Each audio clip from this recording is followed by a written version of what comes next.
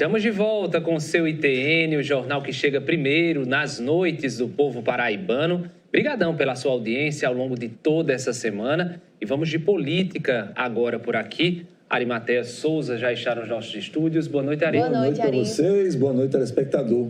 Ari, para a gente começar, o Partido Republicanos fez uma revelação importante hoje aqui na Paraíba. Felipe, tudo é exageradamente precoce na Paraíba e a gente está tratando, a gente, classe política, a imprensa acaba navegando nisso, da eleição de 2026 como se fosse amanhã. É bom lembrar que temos ainda distante praticamente 10 meses de uma sucessão municipal, das eleições para a escolha dos novos prefeitos. Dito isto, registrar que hoje o deputado federal Wilson Santiago, que é uma das principais lideranças do Partido Republicanos, integra a base política do governador João Azevedo, anunciou que João Azevedo, em conversa com ele, informou que só cogitará a hipótese de concorrer ao Senado em 2026, ou seja, abreviar em 9 meses o seu mandato atual de governador, caso tenha inteiro controle da base aliada, ou seja, seja delegado a ele, João Azevedo, toda a coordenação do processo eleitoral de 2026, algo que pode não ser tão simples assim, até porque a base do governo é bastante ampla e com muitos partidos com um potencial significativo em termos de estrutura nacional. Com toda certeza, né, Ari? Agora a gente sabe que o judiciário,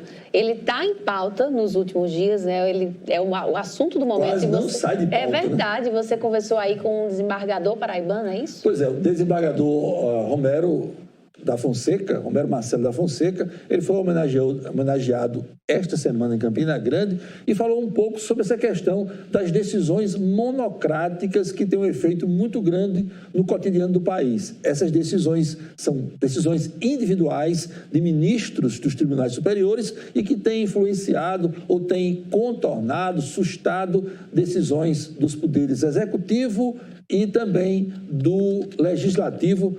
Vamos conferir a opinião do desembargador. As decisões monocráticas são importantes. Elas são importantes. Por que são importantes? Porque o julgamento, por exemplo, de uma ação direta de inconstitucionalidade, ela leva um tempo muito grande na discussão. E muitas vezes situações emergentes e, mais uma vez, a peculiaridade do Brasil com relação ao Supremo Tribunal Federal. Por que isso? Ora, nós temos uma Constituição de 35 anos. Nós não temos ainda, apesar da Carta Constitucional nos permitir uma estabilidade democrática, pelo menos do ponto de vista formal, nós sabemos que, do ponto de vista da ambientação democrática, ainda precisamos caminhar muito nisso. Tudo deságua no Poder Judiciário. As questões importantes do país, muitas vezes saem do legislativo, saem do executivo, saem da própria sociedade, tá certo? Questões cada vez mais relevantes, tá certo? Para serem decididas jurisdicionalmente.